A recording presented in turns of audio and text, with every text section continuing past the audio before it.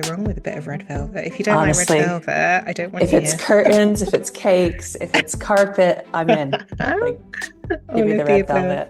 velvet. Do you want to dive straight into it? Why not? Let's go. Shall we do it? Yeah. Okay. Well, Okay. hi, Cara. Hi, Vicky. This is How are very you? exciting. I am full of the joys and a little nervous because I That's haven't done this okay. before. The But nervous is good. I was yeah. listening to one of the first ones that me and Simon recorded a while ago, and I was like, "Oh, you bit," when it was literally in July, and I was like, "Babies." A lifetime ago. All right, so that's Lifetime that's ago. where I am on the timeline right now No, no, no. today. You're gonna Bring yourself back to graduate, that. graduate Am with I flying colors. being fast tracked here? Okay. All There's no, right. well, Well, welcome to thank She you. Changed History. And hi, everyone. We've got the wonderful Cara with us today, who's doing her first ever read for us. And I've had a little sneaky peek, and it's a good one. So I can't wait to learn. It's going to be good. Excellent. Well, thank you for the intro. Yes, so I will get straight into it.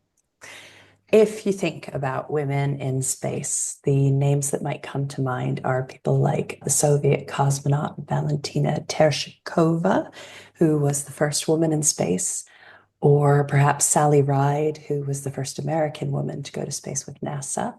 But a generation before them, a cohort of American women took their battle for the place in the stars all the way to the US Congress. It didn't ultimately take them where they wanted to go, but the determination of those women, and especially the most qualified of them, Geraldine Jerrie Cobb, cleared the runway for the changes that were to come.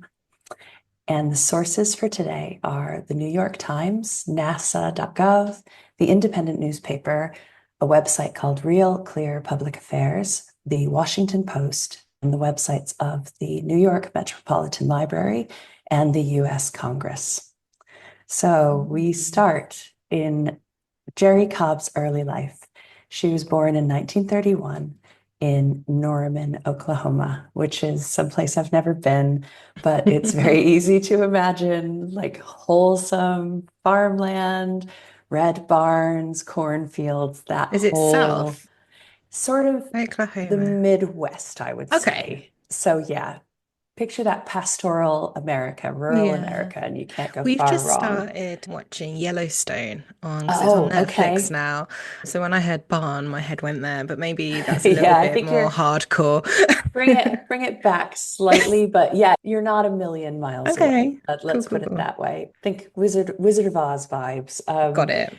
And just to lean into that stereotype like a little bit more. So Jerry learned to fly when she was just 12 years old Wow. in very much the kind of airplane you would picture from the 1930s, the kind of fixed wing, open cockpit. Wouldn't. Yeah, like Yeah. her dad's the pilot. She sat there learning all her skills on his knee, and she got a taste for it. So by the time she was Mm. 16 years old, she was out there doing barnstorming. Do you know that What does that phrase? mean? So No. barnstorming is when the pilot does aerobatic skills and tricks, and either that's for spectators on the ground, or if you're super brave, you can ride along with them and like they'll take you and do Oh, I tricks see. and stuff like this. So, but Ah. 16 years old.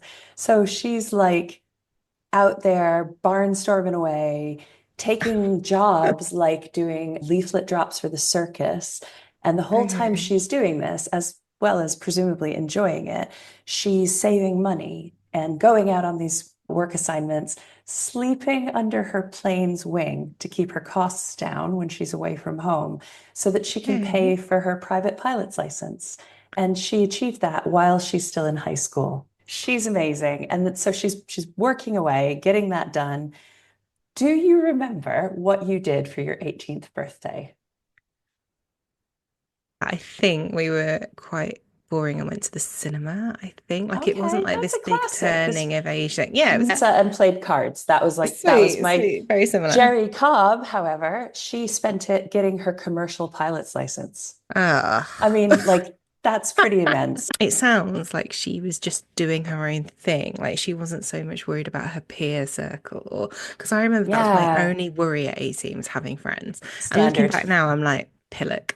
But like, it sounds like her compass had already set that way. I mean, that she Yes, was already, absolutely. A self-determined woman. I so yeah, hear what you're at that saying. age already. Yeah. And this is a bit naughty because I haven't actually written down the source for it, but I did read in one of the sources that even her parents, her dad, who initially taught her to fly, ultimately said, "Look, this is not for you. This is not a career for you." Oh, And she thought about that and decided, no, thank you. I've got a quote from her. She said, I have a feeling that life is a spiritual adventure and I want to make mine in the sky. So oh she my had this God. That's deep profound. vocation. Yeah, Yes. right from jump. She was out there pushing and working towards it. Yeah. And being so sure of yourself, I love that. My confidence at Certainty. 18 was like on the floor. Like it's taken so long to That build it, but is to have that so instilled. normal. And I think relatable to feel that way as a young teen. You don't even picking your job or your university course, you don't really know at that age what you Uh-uh. like or what you want or what you're good at. You're just sort of fumbling. Yeah. But she was like a laser, absolutely on it. And this is one of those stories where her timing is great and her timing is awful. So Okay. I'll explain maybe. When she qualified, it was just a few years after the end of World War II. So she's clear. She knows what she wants. She knows what she loves, and she's willing to work for it. However, she's entering the job market at a time where there's this flood of qualified pilots. Yeah. And for reasons both of just unfortunate timing, probably patriotism because people wanted to support the lads. They've come back from the war. But also, if you read any of the sources, just for sheer reasons of misogyny, male pilots are getting these jobs preferentially. So Yeah. she's left, like so many of the women you talk about, she's left with the kind of crumbs. So she just goes, all right then. And she takes those jobs. She goes out surveying pipelines from the air or doing crop dusting, which Nice. is Yeah. not elegant, but it gets you those flight times. And while she's doing those jobs, she's able to pay for her forward training. So she's not put off, she's My God, so carrying on. she's continually investing in Absolutely. herself. Yeah, love The that. optimism of it and the sheer self-belief. So brace yourself. This is what she does. In the years following her 18th birthday, she then gets her multi-engine certificate, her instrumentation certificate, her flight instructor certificate, her ground instructor rating, and then her airline transport license. And these are Right. not cheap. These are She's not cheap committed. things. Yeah, she's like on it. Yeah. She's not living a luxury lifestyle, you presume, because she Mhm. comes from humble beginnings. She's paying for these things herself. She's investing in her own self-belief and her own optimism Yeah. about her career. Good for her. Love Yeah. this. Yes, it's an amazing testament to her self-belief and her determination. And it kind of pays off because she's 21 years old and she's done all this stuff and things kind of start to turn for the better for her. Okay. She's getting these contracts to deliver military fighter planes and bombers, giant four-engine bomber planes, which are ex-war, no longer needed, or old technology, and they're being sold off to foreign air forces. So Oh, she's now interesting. like traveling. It gets her into some kind of precarious situations. There's just a passing note in one of her obituaries that she was arrested briefly in Ecuador as a suspect for espionage. So she was traveling through Oh Ecuador, and they're my like, "What are God. you doing here, lady?" But then they also say that in 1959, she was invited to fly in the Paris Air Show, which is like this enormous trade show My every year. gosh. And they respected her. They gave her the Yeah. Pilot of the Year award, not the Oh, female pilot, but the Pilot of the Year award. They also gave her the Amelia Earhart Gold Medal of Achievement, which I don't know what you need to do that, but it sounds mm. pretty impressive to me. Yeah. So it sounds like almost like this was her time to flex her muscles, right? She was Yeah. like, now I'm playing with the big boys. Now I can, show off a little bit This is and it. maybe. And these are pilots who have been through the same Yeah. rigorous training programs. They've also been through war conditions. And for them to turn around and say, okay, this lady's got the chops, she knows what she's doing, Yeah. that is I bet incredible that at felt that time. amazing. I'm Imagine the sure that it feeling. did. Because she probably idolized these people as well, and then to be A, accepted in that network, to even get to attend this Paris Air Show, and then to succeed in this Paris Air Show. It's On pretty merit damn as well, good. like for them Yeah, to it was kind of recognize, and amazing. she must have, it must have been this virtuous cycle too, because all that self-belief and all that determination is then met with acceptance and Reward. enthusiasm and reward. Yeah. So they're saying, you're right, you are great at this. Come on Yeah. in. I mean, that's not Yeah. always the case. So good for her. It reminds me a little bit of Taylor Swift, because I don't know if you've seen her documentary on whatever it is. They had clips of her when she was young, like 16, 17, 18, and her self-belief and self-determination there, because she was reading back on her diaries. I was like, wow, that's pretty cool. And that was probably the only thing that stuck with me without that whole documentary was, my God, you really did believe in yourself. That's pretty amazing. And That's that's what's happened incredible. here, isn't it? Is that, no, I believe in myself. I'm going to push myself. I'm going to pay for myself. I'm going to do all these things. Then to get acknowledged in the way Taylor Swift has been acknowledged, like she's an absolute powerhouse, isn't she? But in the pilot world, this sounds very similar, right? I think it's a really good comparison in a really harsh industry where it would be quite easy to be beaten down Yeah. by the negativity. And I'm aware that as I'm reading these sources, I'm probably not seeing the struggle. There were probably Mm. many incidents of the door being closed in her face, Yeah. or people being dismissive, or her having to take those like second tier jobs instead of the things she really could have done. So it isn't just handed to them on a plate, but at the Mm. same time, how much of their doing it is because they thought, well, of course I can do it. I am going to do it. I Watch have me got do this. it. Amazing. Right. So we've whacked in a lot of bam, bam, bam through her career. I'm going to do a little tiny bit more of that. She's now 28 Okay. and she is a pilot and a manager for a company called Aero Design and Engineering. Hmm. And Classic. It's a classic name for an Stanton, really aircraft strong, company. says what it does what it Yeah. says. It's 1960, and by this point, she has accrued 7,000 hours of flying time. And to give you like a little basis of comparison, a modern commercial pilot, so the EasyJet crew, the people who Hmm. are bam, always out there, always doing it, they in that same period of time would have accrued about 9,900 hours on average. Okay. So So she's on par. considering she's Yeah. on par, and she's on par for someone who hasn't been being paid to be a commercial pilot, if you Yeah, see what I damn mean. right. So Yeah, she's really good. she's pushing, she's busting it Mm. out. And then we roll into 1961, and this is Hmm. where we get where we were heading. She has come to the attention of the American population as a whole. They're aware of her as a pilot. She was used by American Airlines to promote Oh, one of their really? Like a planes, poster yeah, girl. kind of, but a Oh, poster pilot. So they did not hire female pilots at this time. However, imagine like a Mad Men style marketing room, and they're going, women don't like this plane.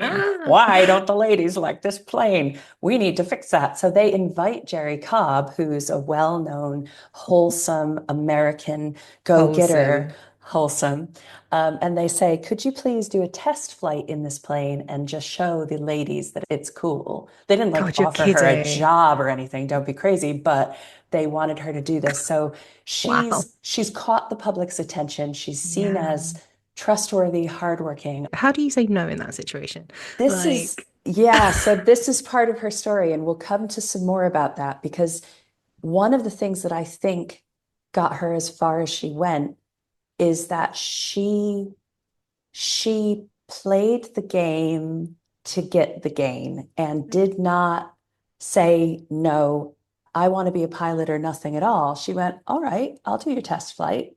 Fine. you And crack then open that door, like, give that's me a it. crack. You're, Yeah. hey, all right, we're all in the room. You see what I can do. Why wouldn't you let me have Yes, these Jerry. chances? She's Yes. being like positive, positive, positive. And then James Webb, which is a name you might recognize from that their space telescope, the one taking all the Mm-hmm. beautiful photographs of They're the stunner. faraway Oh, galaxy. So James, that yeah. guy, the one That they guy, the named guy. that after, was setting up his team at NASA, and he decided to invite her to come on as a consultant. And Okay. she's always wanted to be as The far as she top could go. As far as elite. she could go, she wanted to explore, she wanted to take herself into these new terrains. So for her, this is an incredible opportunity. Mhm. Even more exciting, she's invited by a man called Lovelace to come along to a pioneering program where he was going to test the suitability for women in space.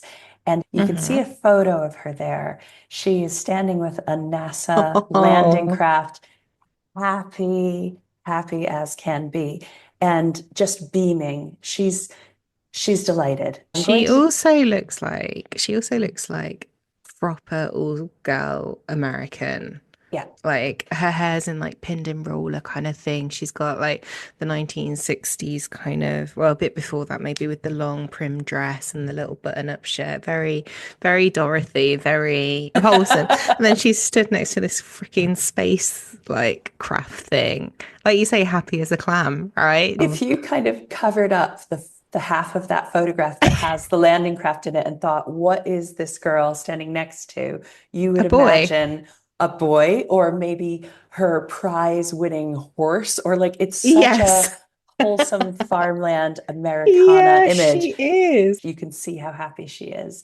And I am going to bring the vibe right down because maybe not all the way down, but yes. So she's invited to take part in this program. And the program, I'll refer to it a few times, it's called the Mercury 13. Okay.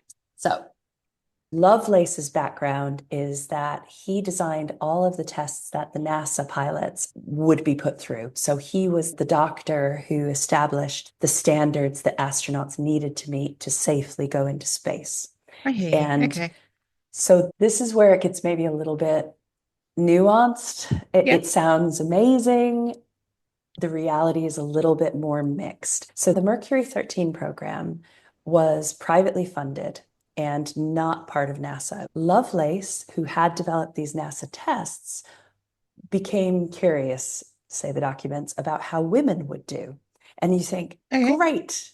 And then you sort of go, well, why did he get curious? And so I've got a Do quote you want to get here. rid of someone? Shoot a Uh, woman up there he didn't well, like? maybe, maybe, I've got my but ex-wife here. That's how it it's feels. not quite as dark as that. But I love, you're taking it into true crime. Instantly. So that his colleague said, even before anyone had gone into space, Lovelace was already thinking about huge orbiting space stations. And in Lovelace's view, women were to function as an essential part of the space stations, working as secretaries or nurses. And so, Oh, yeah, that's so so close, disappointing, Cara, so mate. close. So, to determine if women would be able to survive in space, he invited Cobb to perform the same tests that he had used on the Mercury astronaut candidates. Fine. So close. So he wanted cities in the sky. That's He what wanted that sounds cities in like. the He wanted like sky. Elon Musk. We're all gonna move to Mars. Everything's gonna be He was amazing. ahead of Yeah. his time in so many ways, and he opened those doors in so many ways. But his vision, though radical enough to include floating cities, was not radical enough to include women doing anything I know. but the kind of boilerplate jobs that he had seen women It's do. like the same So as it's down here. like, We can't improve. man, Earth is come on. perfect. Yeah, Yeah. we We are golden. Let's we've just got this keep down it, on Earth. take it up there, Yeah. tickety boo, everything's good. So yeah, it isn't recorded in any of the sources that I read what Jerry Cobb or the other women who accepted his invitation thought. Okay. I have They were like, seen multiple quotes where she says again and again, women are up to the task of being fully fledged astronauts. So, what do we surmise from the fact that she and the others took this on? it's the I, same predicament we had earlier, right? Is yes, like, how do you yeah. say no in that situation? You Because, say, yeah, you either say, take that, fold it up till it's really pointy and stuff it, or yeah. you say, all right, yeah, I'm going to show you. Yeah. I'm going to make you so aware of my capability that Yeah. you have to give me the I'm going opportunity. to excel more than you Yeah. could ever believe. Yeah. So Oh, mate. I'm assuming here that is what was going on in her Let's and keep the it other with that. pilots' Yeah. heads, because that's what they did. Oh, would you like to hear about these tests, by the way? Absolutely. Okay. Yes. So And I'm these are the thinking same tests as the men went same through. tests, exact I same see. tests, because Got we it. need to know. Those tests were physiologists saying, what does it take to survive and to work in an emergency scenario in space? And he wanted to Got it. make sure he wasn't sending anyone up there who would then become a liability. It's a tricky environment, Fine. obviously. So here's what the Independent said to describe the tests that she and all the other astronaut candidates went through. Cold water was shot into her ears to induce vertigo. Okay. Then she had to swallow 3 feet of rubber hose to have a stomach exam. They're Hmm. pouring radioactive fluid down there so the Uh, scientists can look at her metabolism. of course. She spent a record-setting 9 hours in an isolation chamber, a dark, Okay. silent tank of water. And then for 45 minutes, she piloted the machine, the gimbal rig. And these are their words: a gyroscopic, vomit inducing spaceflight simulator spinning her on 3 axes at once. Horrific. And there's a photo there of her in the gimbal rig. She is smiling. She's like, yes, give me this. I am up for this. Yeah, I love it. So, how did she do? She was the first and only woman to pass every single physical and every psychological test. And she Yes. not only passed, she tested at the top 2% of candidates in either gender. So Mate. she isn't just scraping, she's smashing it. She's Ideal loving it, candidate. Yeah. ideal in every way. And I'm thinking, if you're her, having put it all out there, proved yourself absolutely in, you know, uncertain terms, she's got to be thinking, I'm in, I'm ready, let's go to space. However, this is another example of her being on time, but too early, because at that time, NASA dictated that astronaut trainees had to be Ugh. jet fighter pilots, But they won't and let women do that, I they would imagine. not let women do that role. Well, So, de facto, you cannot be this job.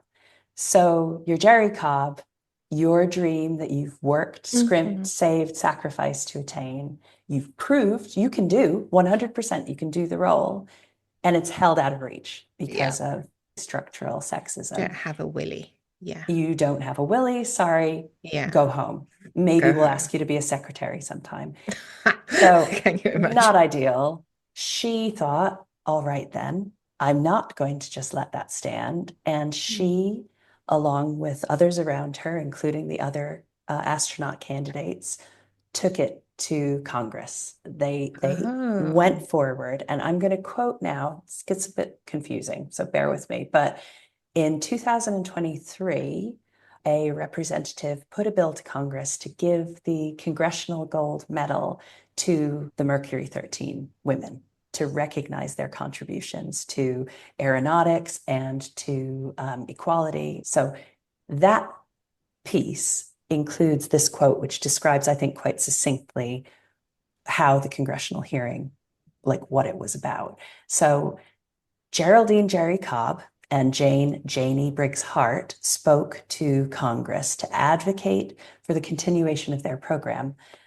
That in turn led to an investigation into discrimination on the basis of sex, which took place 2 years before the Civil Rights Act was passed. I'll say more about that, but that is still a foundational document that opens up the workplace for all. We're in 1962. That act has not even been ratified Yeah. yet. And she and the others are there. And here's what Jerrie Cobb had to say. She, at that hearing, said, we women pilots who want to be part of the research and participation in space exploration are not trying to join a battle of the sexes. As pilots, we fly and share mutual respect with male pilots in the primarily man's world of aviation. We very well know how to live together in our profession. We see only a place in our nation's space future without discrimination. And she's like, Ah, boom, mic drop. yeah. I'm not interested in your, oh, women are asking for too much. Oh, should we give them this? She's like, you're not giving me anything, mate. I can do that, and you are going to let me. And I think that's really important to note as well, because in that quote, she says, as pilots, we have mutual respect for male pilots. Like being a secretary and being a nurse is Yeah, absolutely valid, but that's not what she wanted. She wanted to be a exactly. pilot. And Yeah, I really hope that I haven't come across as kind of denigrating that work. All of these things are important, but what isn't okay is for somebody to be siloed into a particular career path yeah, because, and whether that be a male or a female, you cannot exempt people from a whole field of work, yeah. people who are really, really good at it. But yes, absolutely. If she was a secretary, if she was a nurse, if she was a stay-at-home mom, she would have been the best that, whatever she was, because Mm, that was her persona. She just put herself to it. Yeah, yeah. she really put it out there. It's the certainty. Again, the surety, not only that I Yes. can, but that this is going to happen. Okay, And you know so what? That probably stems from having a dad who had your back, or having parents who, even if they didn't say it out loud or said this isn't for you, they still let you try. They still took you on their knee and made you part of that experience. that's very And that's true. actions speak louder than words, isn't it? Even though the dad said this isn't really for you, I'm going to take you anyway. Like that speaks I volumes, think, doesn't it? yeah, it's easy to imagine that when he's saying this isn't for you, what he was trying to do maybe was to warn her the world isn't going to let you do this. But her faith in Yeah. herself and her optimism let her say, well, no, I'm gonna. Yeah. So, for all of that eloquence and positivity and just reason, just logic, we have the tide of the times pushing back. So Okay. this is unfortunate to me because John Glenn, astronaut John Glenn, is kind of a national treasure, but he was a man of his time and Okay. spoke at that congressional hearing and unfortunately put the boot in and said, men go off and fight the wars and fly the planes. The fact that women are not in this field is a fact of our social order. Sorry, Ugh, Churchill. Churchill was very ugh. like that, wasn't he? He didn't Just want women to have to blinkered, vote. absolutely Yeah, blinkered. yeah, And then the vice president at the time was Johnson, and he kind of was putting in as well. There's a memo, there's a printout, you can see of it in the library saying, uh, on the margins, he wrote, let's stop this now, next to her Oh, words. oh, Like, bloody hell. absolutely not. So, for context and without comment, I will tell you at this point that between 1948 and 1951, so not long before this congressional hearing, NASA was launching a series of monkeys into space in test flights.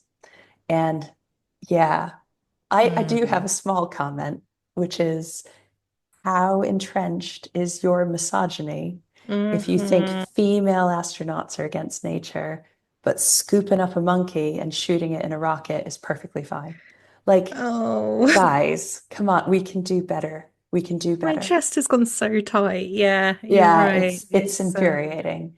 And the poor monkeys. I mean, the poor it's monkeys. in every direction, just it's not good enough. Mhm. So the congressional hearing rolled on, and Cobb and the other women did not get the result that they wanted, which is devastating. And for Mhm. all of her positivity, Cobb resigned from NASA Okay, so immediately after that. that was like her protest. But I yeah, think, or just her sort of thinking, this isn't happening for me. This isn't going to lead where I thought. What more can I do, perhaps? I don't know, is the yeah. truth. I don't know, but that's the point where she parts ways with NASA. And it wasn't until 1972 that Civil Rights Act amendment that I was talking about in the congressional hearing kicked in. And that Title VII, it says, prohibits employment discrimination based on race, color, religion, sex, national origin, disability, or age. And it rendered that insistence on jet fighter pilot training, precluding women effectively Okay. from that could no longer be the case. So NASA inducted its first class of women in 1972. 1972. Yeah. So And very they much in they her were lifetime. Yeah. immediately on it. She's still alive, but she's now not at the peak of her physical fitness. Yep. She's now missed that opportunity for Hmm. herself for that level of rigor, that testing that she'd Yeah. already undergone more than a decade before. So NASA's bringing these new women in, and they've invented a new job role to cover the fact that they aren't that pathway of jet fighter pilot, test pilot, astronaut. They are the mission specialist, which I'm saying as a job role, That's absolutely, great. Yeah. I'd be delighted to have it. And I'm thrilled that NASA did that the minute it was possible for them to. Okay. It's so parallel to today, isn't it? Mm-hmm. Because, yeah. Oh my God. Yeah, Yeah, because they're it's removing now women's biographies, aren't they, off their websites and stuff like. this is such a poignant time to be talking Yeah. about these things and talking about, well, I mean, yeah, I'll come to that. I don't want to Yeah. preempt myself too much, but yeah, it really, It when I was figuring my screams way through 2025. this, I don't know if you get this when you're writing things, but you're like, how do I explain why I just find this woman so cool? And then you start going, oh, because it reflects. And the work, the struggle is everything that's being unpicked. Takes the Yeah. wind out of your sails. Yeah, a little I bit. Yeah.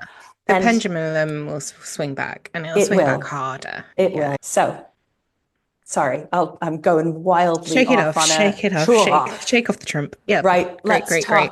Let's talk some more about Jerrie Cobb and the fact that these short-sighted measures benefit no one ultimately. So America at this time, it's roll it back a little to the 60s when this congressional hearing is going on. It's the space race. We're Hmm. pitted against the Russians. America's gonna be first to the moon. America's gonna blah, blah, blah. Yeah. Well, So publicly as well, wasn't it? so It was publicly so and public. resting so much civic pride on it. And meantimes, this whole holding back on letting these women achieve cost America the space race in equality terms. Mm. So Jerrie Cobb's talking to the New York Times about the Soviet launch of Valentina Tereshkova, the cosmonaut, first woman in space. And Jerrie Cobb saying, it's a shame since, I'll get this, a shame that since we are eventually going to put a woman into space, we didn't go ahead and do it first. Yes, Bam. Jerry, yes. Bam. And even Tereshkova is getting in on it. And Yeah. she said to her Soviet government newspapers about the American politicians, they shout at every turn about their democracy. And at the same time, they announce they will not let a woman into space. This is open inequality. So she's just like, you can keep it. You talk about how great you are. Show me. You're showing me nothing. I love these women. So Yes. it cost America as well as costing Cobb. And that's heartbreaking because Yeah. she never got to fulfill her potential. And that we were just saying this, it's a key to her story. It's a key to a lot of the women that we talk about on the podcast. And we want these stories like just, it's so satisfying when the goal is reached or the inequity is overturned. But sometimes the win is part of a bigger effort. And these women, like Jerrie Cobb, are contributing to this aggregate change that takes lifetimes, not one lifetime, several, to Yeah. yield the results. And we benefit or we work towards their ongoing goals even now. So, with people who didn't get to benefit themselves, I think what is especially gratifying is to see the recognition coming back towards them. So I have a quote here from astronaut Anna Fisher, who flew in the space shuttle in 1984. And she says of the Mercury 13, they worked so hard They wanted it so badly.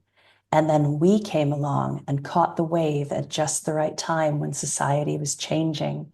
I felt so grateful to them and sad that they weren't able to achieve their dream, but they did in a way by opening the door for us. Oh my Oh, God. so Anna is moving.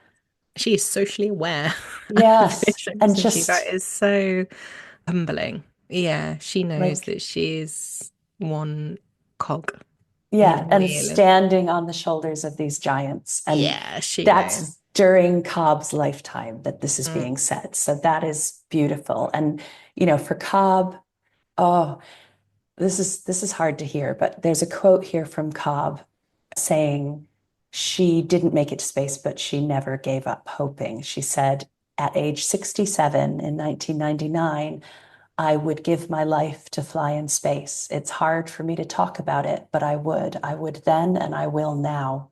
She Oh, never stopped wanting it. oh, mate, And just send her. Like, it oh, I can't be know, that hard. let it happen. And there Just were one of the commercial space flights that was owned by a private company who took one of the other female okay. candidates who couldn't Yeah. go, and she was part of their crew. And I believe that at that point, which was within the last 10 years, she was the oldest woman to ever go into space. So that would have been deeply Yeah. meaningful to her. And unfortunately, Jerrie Cobb never got that chance. Although, Yeah. so the biographer Martha Ackman, who wrote a book about the Mercury 13, said Cobb was never bitter and delighted in the accomplishments of today's female astronauts. But there was about her a deep reservoir of disappointment. Yeah. If And you you look at can those see it. pictures from the start, those pictures of Oh, pure glee and excitement and dreams that could have. it's the hope It's, that kills you. Yeah. yeah. So I'm not going to leave us on a downer. I will tell you that although you can see it would be really easy to become very bitter, but Cobb didn't. She had this reserve within her, this wellspring of positivity, and okay, this is what we're going to do. And she turned all that energy towards service. Her remaining decades of life, she was still a pilot. She was flying humanitarian missions into the Amazon to deliver food, medicine, and clothing to Bloody indigenous hell. And people. this is her I second know. career. This is her like, yeah, this is her like Fuck retirement up. hobby. I'm Yeah. just gonna go. She was out there finding new routes across the Andes Mountains and the Amazon rainforest. I'm not only gonna fly, I'm gonna fly solo across the Andes. And by the way, found this route, it's a bit better than what you were using. Thanks, bye. She's Yeah. incredible. And she ultimately was nominated for the Nobel Peace Prize. Sweet. And she was inducted into the American National Aviation Hall of Fame in 2012, which again was within her lifetime. Okay. And the reason I know about her at all is because she is the basis for a character on an Apple TV series called For All Mankind. Oh, And the character they based on her is called Molly Cobb. And she's Molly. amazing. She's What? just this little badass lady who I think it's a really interesting show because it takes this time in American history as a jumping off point and does speculative science fiction about how would the world have been different if these female pilots in America had been allowed to take the roles they were qualified for on the first asking. Oh, damn It's right. such a good Yes. series, and Yeah. it aired for the first time 8 months after Jerrie Cobb died. So we're Oh my not God. we're not talking about like looking at some deep This historical, isn't hundreds of years ago. Yeah. right? Yeah. So this is what strikes me. It's what we were just talking about, that the Uh, this sort of relative closeness of these times, and especially right now when women's contributions to American institutions are being painted over, sometimes literally, physically. It's so important to talk about women like Jerrie Cobb and to remember how recent their struggles actually are. And that's it. That's what I have that's to the say story of today. Jerry That's the Cobb. story of Jerrie Cobb and the women who took the baton and ran with it after she sacrificed so much. Oh my God, Cara. There you go. I feel quite emotional, Yeah. because 2019, that's so recent. Also, Apple TV have so many hidden gems like that, don't Oh, they? I They're quite know. good at making TV. They're I quite on like to it. talk that one up. That probably of all of them, Yeah. we devour it. And I mean, I love sci-fi. I wish I had the source for this quote, but somebody was talking about loving the first generation of Star Trek because it was the first time they saw someone who looked like them. And this was a person of a non-white background. And they said, this is the first time I've seen someone who looks like me depicted in the future, like doing a Oh, job, being like just no questions asked. They're just a part of society. yeah, And I of think course. I love sci-fi and stuff like For All Mankind is taking it where I want to see it go. It's going, Mm. how could things have been different? How could things have been better or worse or whatever?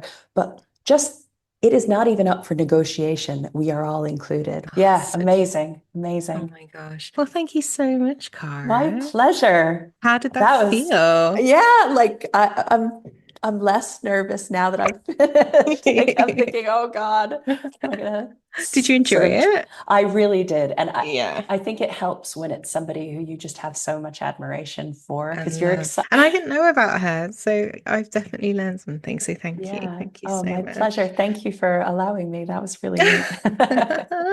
And thank you everyone for listening. And I hope you enjoyed it too. If you did, please follow us on Instagram, like, share, subscribe. These episodes, that's the only way we can get these stories. All right, me and Cara telling each other, but we need to share Yeah, we're enjoying wide and ourselves, but we want to bring beyond. you all. Yeah. And thank you so much for listening, and we'll catch you next time. See you later. Thank you.